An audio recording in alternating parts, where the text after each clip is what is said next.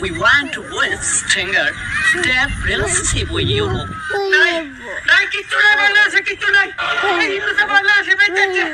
hope that European countries will invest more in Bangladesh. Of course, I can't forget Dr. Mohammed Yunus.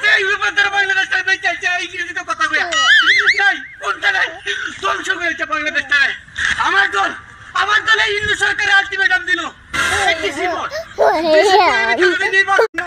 পুরো ঢাকা শহর মুক্ত ভাষায় দেন